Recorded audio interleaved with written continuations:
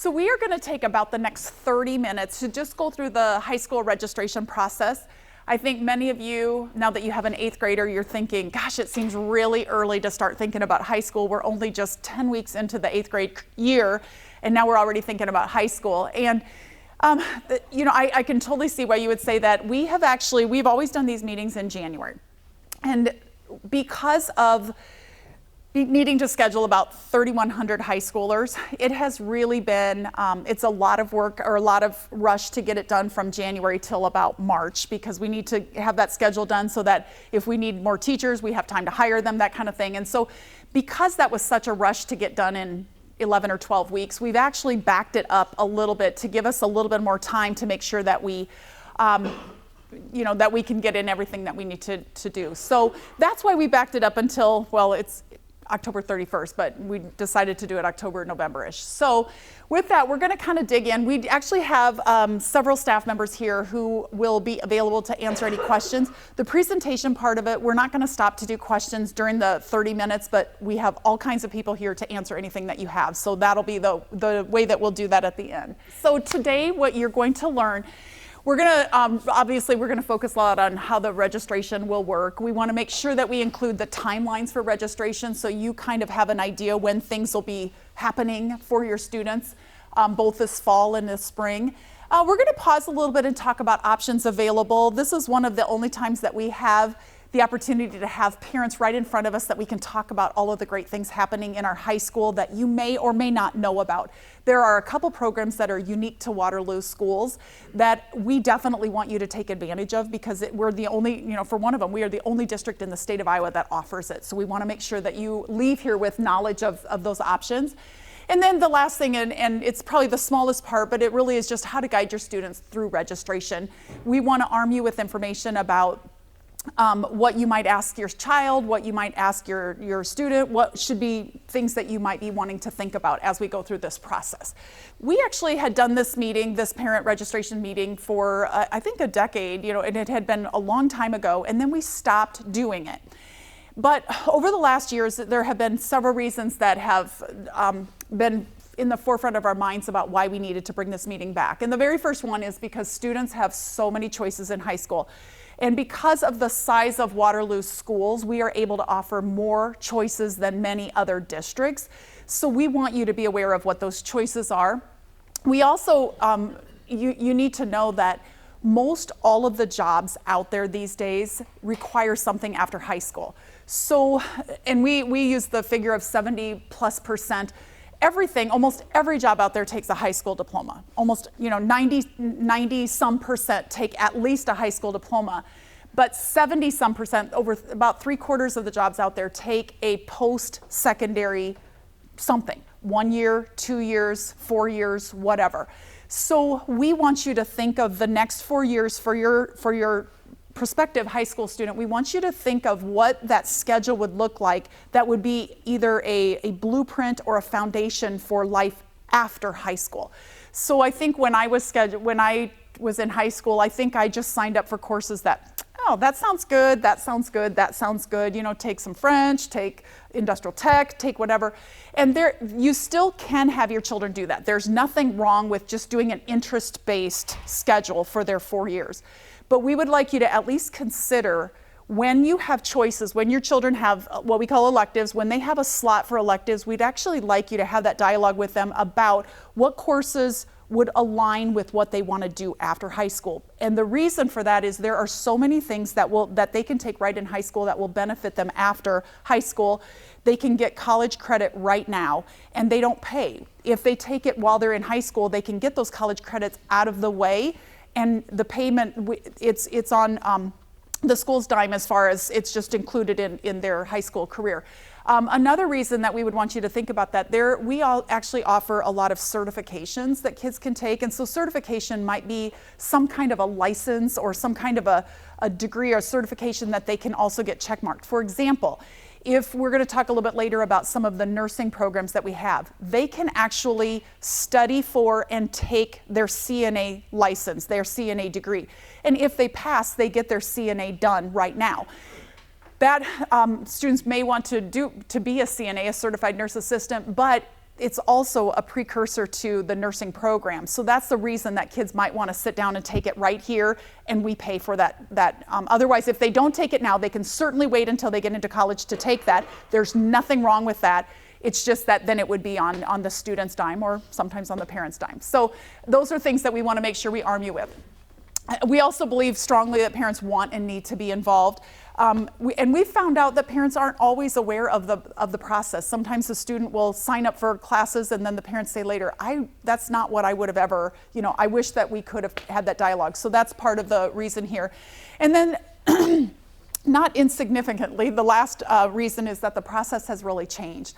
This is the first year that we're actually doing a 2-part registration process, so we want to make sure that you know that as well. So with that introduction, we're going to actually just dive into what the process will look like. And for this part, we have several counselors here. They're going to walk you through the actual registration process. Good morning. I'm Allison Peach, one of the counselors at East High School. So as far as the process for registering this year, like she said, we're doing 2 parts. So the main part is going to be in the fall for the 8th graders. The middle school counselors will be meeting with your students about their freshman year schedule initially. So they're going to receive their registration materials to take home. You'll be receiving a course catalog. And the reason that this is important to look through is it has all of the courses that we offer in Waterloo School District available, the course numbers, whether or not they're worth college credit, and the pathways like we were talking about for the Waterloo Career Center. So if your student is interested in becoming a CNA, then it would be important to look at that pathway to see which electives and core courses align with that pathway. You'll also be receiving a registration worksheet that you can fill out before we actually put it into the computer. Middle school counselors will work with the students to create a draft schedule. So it's obviously going to be a working draft that you will sign off on before we put it into the system. We encourage your comments, but we need you to sign and return it, because not only do we need that so that you know the process, but it's also state legislation that we have you sign off on that. We're required to do that for all 8th graders. So, and then after that, the students will be registered for the 9th grade classes once that is returned, and we'll put that into the system. The second part of that is going to take place in the spring, and the high school counselors are going to be more involved in that. So we will meet with the 8th graders about their 4-year plan. And I know it seems like, well, we're going to plan all 4 years now, but it's very fluid. We're going to allow for changes, but it's really to talk about pathways and to know what the next 4 years look like. Is college on your list? If so, we need to make sure you're getting all the math that you need. Is being a plumber your ultimate goal? Then we need to make sure that you're taking the right courses to get to that point. So we're going to help the 8th grade counselors, right, Ms. Monroe? Yes. So we're going to help the 8th grade counselors with those 4-year plans. So we'll be working together as a team. You'll have your 8th grade counselor that you can work with, but you'll also have the high school counselor guiding that. The course catalog, we'll be going through that again, and then we're going to do a 4-year plan worksheet. So we will draft what the next 4 years are going to look like, and then the middle school counselors will work with the students to put that in the system, the Infinite Campus. That will be the academic planner, and so you'll be able to go into your students' Infinite Campus and look at their academic planner to see what they've planned for the next 4 years. Again, a draft schedule will be sent home by the 8th grade counselors. If you're not able to go in online and look at it, you can comment, sign it, and return it. That's also legislation, you have to return that. And then we will be filing the 4-year plans online and in their folders that come up to the high school with them. So 2 parts this year. Did I miss anything? Yep. Nope. The yellow really, this fall really, it's just getting them ready for 9th grade. And then next spring, after they have a little bit more middle school under their belt or a little more 8th grade, then they'll come back with the second part of it. Okay, thank you. Okay. So the next part I'm going to invite, we have 2 principals here. We have Joe Parker, Mr. Joe Parker, and we have Andy Meehee. East and West principals. So I'm going to have you come up and arm wrestle in front of everybody who gets to take this part of it. But why don't you both come up and you can either tag team, share a little bit about the high school experience from your perspective as the administrator. So I'm Andy Meehee, I'm the principal at West High. And I guess maybe I'll take the first couple and turn it over to Joe, but you will find a lot of similarities between East and West as far as programming. Anything that's offered at one is offered at the other. So I talked a little bit last time about engaging courses and the classes that students can take. Your freshmen are going to have a pretty scripted set when it starts. So if they're 8th graders now and they're taking algebra, next year as a freshman they're going to be put in geometry. If they're taking English 9 now as an 8th grader, they're going to take English 10. If they're taking regular 8th grade literacy, next year they'll take English 9. So their freshman year is pretty stagnant or steady. It's after that, and that's why when they say to really look at that 4-year plan and talk to your students about pathways, because there are so many different opportunities after freshman year that really open up. And later you're going to see kind of a sample that they put up, and there are going to be 2 slots down at this part that say electives. So your students will have an opportunity, even as 9th graders, to take some electives. That could be PE, that could be something like a foreign language, that if they're going to do a 4-year school, they're going to want to get at least 2 years of a foreign language. We both offer French, Spanish, German. So those are things that you're going to see like, oh, well, we do have some choice. And you do, but even those are a little bit limited. So just kind of be paying attention to that. But there are tons and tons of opportunities for freshmen to take, some electives like that. If they have a full academic schedule, they could have a PE exemption. I know there were a lot of questions the other night. We had a parent meeting about PE exemptions. That is a thing. In order to do that, they would have to either be an athlete and in the sport, or they'd have to have a full academic load, and then they get a PE exemption. But keep in mind with that, they have to make sure they pass all those classes, because we do sometimes have that come back to bite them where they had a PE exemption and it didn't work out. And then as far as fine arts and performing arts and athletics, I would say both of us have really strong programs. We've got vocal music, instrumental, whether that's orchestra or band, and then we also have like large group speech, debate, theater, all that kind of stuff that comes into play. So. Yeah, and as scripted as the academic component is, as Mr. Meehy just spoke about, for 9th graders coming in, we kind of outline where they'll be going in academically. But one of the most important parts, especially in that transition from middle school to high school, is the opportunity for them to get engaged in many other opportunities that exist at the school. They'll have a lot of activities that they can participate in, and as we build more well-rounded students, it's important that with our extracurricular activities that they get involved as much as possible. We share some sports together, but at both schools, the depth and the breadth of what they have the ability to get involved in is significant. And as they reach out to maybe play a sport or get involved in an activity that they did not do in middle school, they have more possibility and opportunity to get involved to kind of like build their academic and personal resume as they prepare to go into post-secondary. We have a lot of athletic opportunities, but we also, and I think in both schools, have started our student senate, student leadership opportunities, where we want to make sure that we give student voice to all of our students. They will be meeting with us administratively, so we can start talking and dialoguing with students. We have mentoring programs, and what we also ask of all of our students, because I meet with them consistently, is if there's a program or a club that you would like to have that they have their own interest in, that we can continue to build those things within the schools also. So we want to make sure that there's a lot of opportunity for them to get involved. So it's important that you speak to them, and as our students coming into 9th grade, as they see things that they may not have done before, that they get involved, because we're going to work with to build them academically, but at the same time want to make sure they get involved in as many extracurricular activities as possible. Okay, thank you, Barrett. Thank you much. The last couple bullets on here, we didn't really touch on. The International Baccalaureate is a program for juniors and seniors, and there are some courses that you can take as freshmen, that students can take as freshmen and sophomores, which we will call pre-IB. International Baccalaureate is as you might guess from the name, that it is an international level program. We are the only district in the state of Iowa that has International Baccalaureate offered.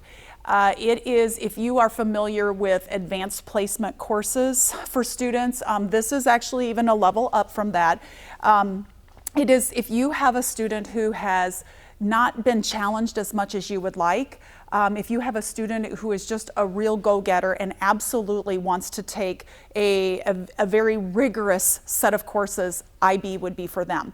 The benefits of that is, I would tell you that it typically can check off almost their whole freshman year, or at least a semester of their freshman year, because those courses would count at the college level. It also often opens up entrance into most any college in the nation. So, and we had our very first year, I just remember this number, our very first year we had 16 students who completed that program, and those 16 students earned $600,000 worth of scholarships. So it is definitely a premier program. It is very rigorous, but for some kids it is absolutely the right thing. It is quite an expensive program in that the students have to take tests which are actually scored internationally. So throughout their career they will take, or throughout their 2 years of the diploma program, which is junior and senior year, there are times when they would have to take exams, and those exams are sent internationally to be scored. So you never quite know who is going to be, they have people who are certified scorers, and so it might be scored in Brazil, or it might be scored in Switzerland, or it might be scored in China.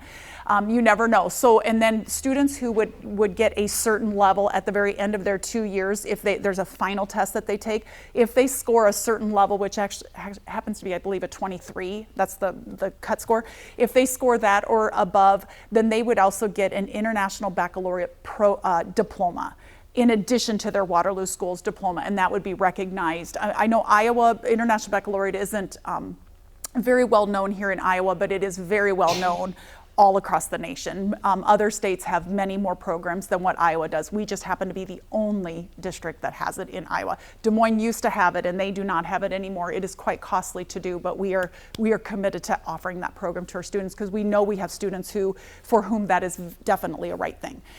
The last program on there, we actually have a lot of career and technical education courses that students can take. A few years back, let me just ask, how many people have heard of the Waterloo Career Center? Anyone? Okay, oh good, okay, good. We actually launched in 2016, in the fall of 2016, a Waterloo Career Center, and we have been adding pathway courses to the Career Center each fall. We've been launching more programs. We started with 2 programs, then the next year we boosted it to 5. This year we boosted it to 9 programs, and I'll tell you a little bit what those are. And next year we are adding 5 more, which will bring us to 14 programs. All of them are in the category of a career pathway. So there's a medical pathway. If students are interested in anything medicine, they may choose to go to the Career Center for a portion of the day, and then they would return back to East or West or Expo. We transport them by bus, or they can drive themselves. That's really a parent option, whichever you choose. Those pathways, the beauty of having your students consider taking that is threefold.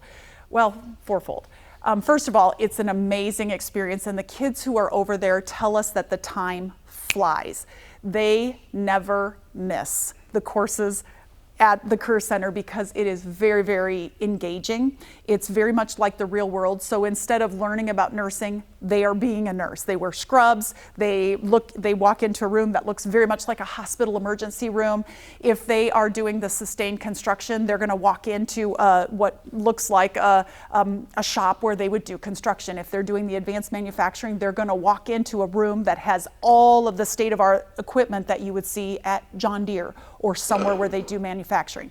So that's the first benefit because the kids love it. The second benefit is they get high school credit for being there. And when we talk about electives in a little bit, these are elective courses that they can get. So they get Waterloo credit, they get college credit, and there's certifications offered for every program.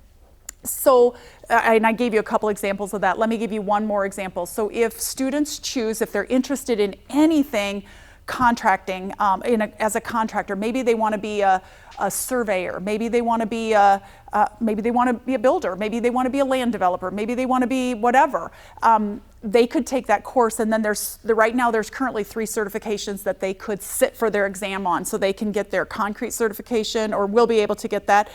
They can get their precision measurement checkmarked out of the way, which when they go to get a job, they already have that finished. And then the other one is their OSHA.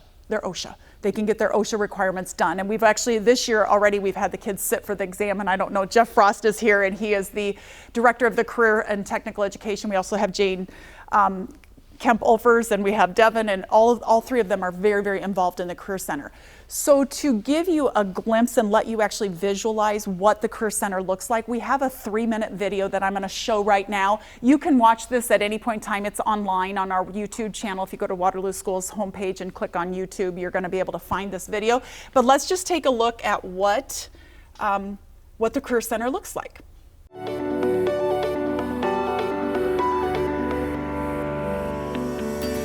We have heard several times from multiple businesses across not only the Cedar Valley but across the state about the lack of skilled workers, and one of the big things about this initiative is the ability to get students connected to a career field. I think it's the most wonderful opportunity, and that we have the opportunity to be a role model for communities all around the country, that we are able to bring this into the school setting.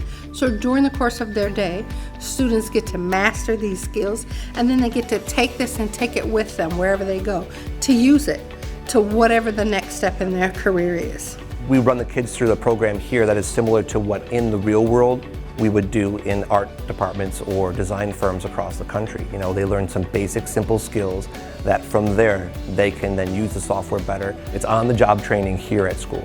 Taking this class gave me a giant opportunity to realize it's more than just drawing and painting and just making giant canvases. You actually have actual careers out there, and this is helping me figure out what I want to do. To be honest, it actually helped me with choosing what I really wanted to be. Freshman year, I found out I was really good with computers and machining and 3D printing. So I just thought if I were to work on the CNC machine, I feel like I could actually make like a career out of that. This is a good way of what path do you really want to do? You want to do this type of work, or go into the part of the engineering part of it, or the design? They'll have a really good idea of what pathway they want to go. 1, 2, 3. It opens me up to a lot of different things, gets me very comfortable with working with residents and patients and just having the communication skills and openness that I would need to work in a hospital. Because of a class like this, I know one of my mom's friends actually got her CNA and she has her RN and her BS, and she doesn't actually work as a nurse. She's actually a social worker on the floor, so she's still involved with the patients, but she's not actually a nurse.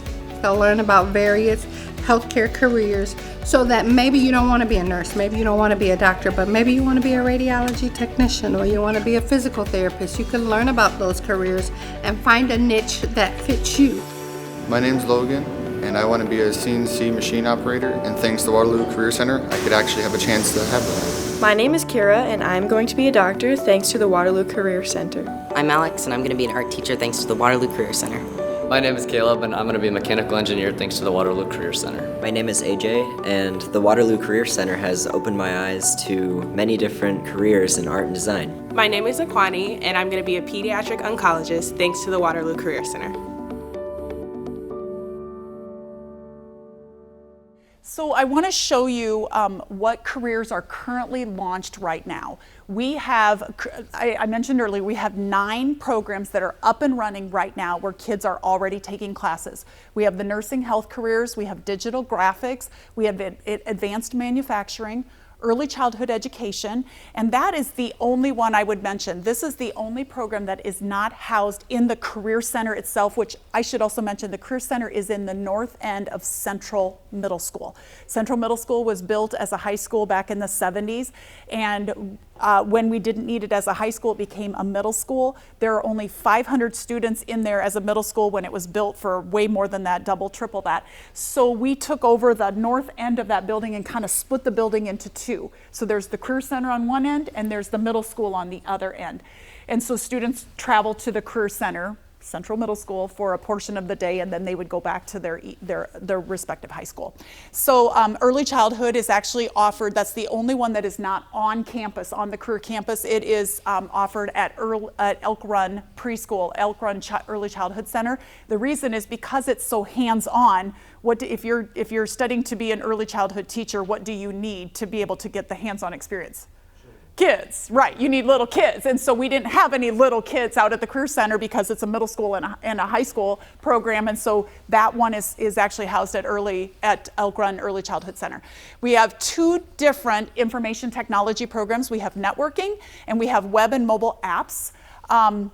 We have digital interactive media, that's audio and video production. So any students who were interested in developing video or audio or KWWL, or we have worked with businesses to make sure we get these right. We have marketing and we have sustainable construction. And all of those would be high school credit, they would offer college credit, and they would offer certifications. That's the beauty of these. And then I just wanted to give you a glimpse of what's coming in the fall. It is culinary, hospitality, electrical, finance, and plumbing.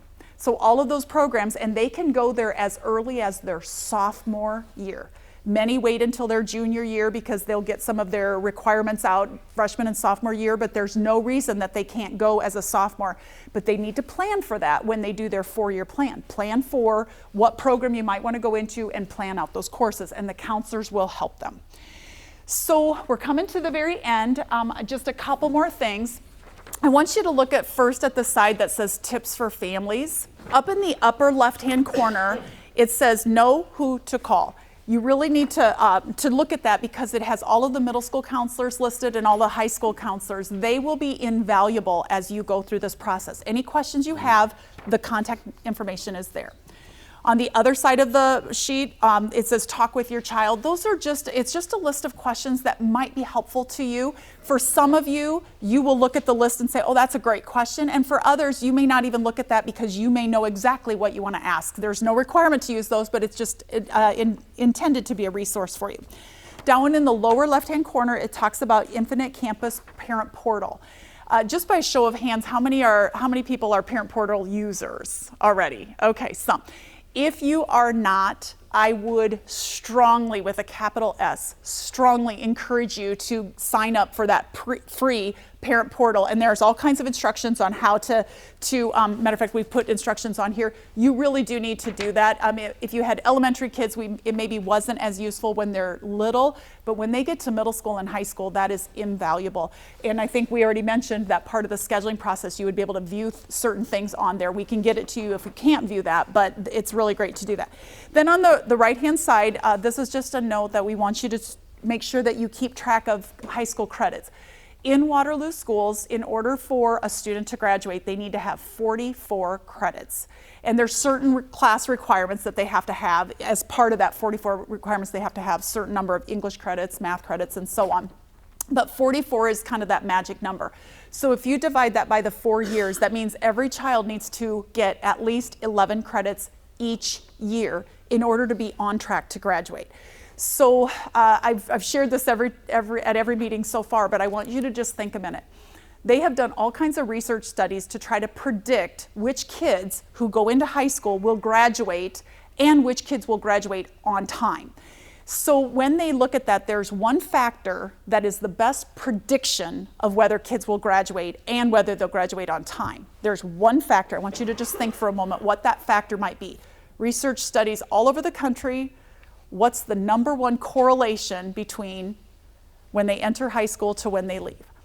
And I'll put you out of your thinking misery right now. I'll tell you right now, it is how they perform their freshman year. Did you know that? That's the number one correlation to how they will end up there. So however they start, that's how they will end. So that freshman year is extremely important. We focus heavily on those 11 credits. So we are tracking kids. When they go into high school, we are tracking them all year long. At mid-year in January, we stop and we look at every single child. Who's on track to get their 11 credits? Who has half of them already? Who does not have half? Some kids will get far more than 11 their first year.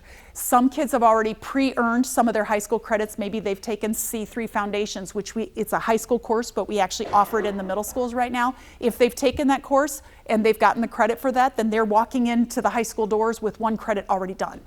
Maybe they've already taken advanced math, which is a ninth grade algebra class. Maybe they've taken that. That's 2 credits. So if they've taken that class plus C3 Foundations, they might walk in the door with 3 high school credits. That means they only need to get 8 more to stay on track to have those 11. There are many, many, many freshman kids who would finish their freshman year and maybe have 14 credits. That's great. That's absolutely wonderful. So we love it when they're ahead. We don't like it when they're behind. And if they do get behind and they finish their freshman year and maybe only have 8 or 9 credits, we're going to spring into action and we're going to work with you to make sure that we figure out a way. We can get them caught up, but we need parent help to do that. So 11 credits, very important, magic number. On the flip side of this, you're going to see the frequently asked questions on the back side. I would just ask you to scan that. These are questions that hundreds and hundreds of parents and students and staff members have told us are asked over and over and over. So we've tried to take some time to make sure we answer those very carefully. On number one, you know, both of the high school principals talked about getting involved. That's super important. Number three is an important one, talking about the honors diploma. There's a certain level, if they take a certain number of classes, they can get what we call an honors diploma, so you can read more about that. One of the most common ones is that number 4, and it is, what does a freshman schedule look like? So I'm going to briefly ask, who's going to do that? Allison is going to come back up. So you want to talk a little bit about what that schedule might look like. So this is a typical 9th grade schedule for someone who obviously maybe hasn't taken much in the 8th grade already. So as you'll see, there's the core classes: English, math, science, social studies, and PE. Those are year-long classes. So first semester, English will be the full year, math will be the full year, science, history.